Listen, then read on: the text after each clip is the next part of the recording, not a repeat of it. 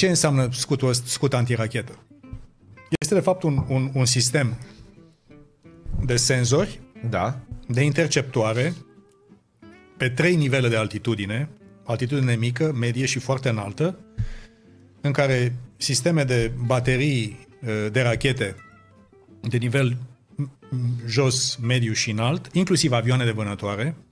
Când ucrainienii ne cer F-16, ei de fapt ne spun nu că F-16 la face nu știu ce, că și rușii au avioane, ci mai degrabă îi spun este o parte importantă din sistemul antirachetă al nostru. Pentru că la un moment dat interceptează o rachetă venită de la Rusia sau de la Iran, de unde o veni ea, sau de unde vine, Coreea de Nord. Da. Și ăștia sunt... Din Coreea de Nord nu cred că ajung până aici. Ajung peste tot. Da? Cum să nu ajung? Astea balistice ajung peste tot. Și atunci, de fapt, ai un sistem integrat în care ai senzorii care simt când pleacă deja din silos, când s-a deschis, îl știi, și din satelit. Da. Crește nivelul de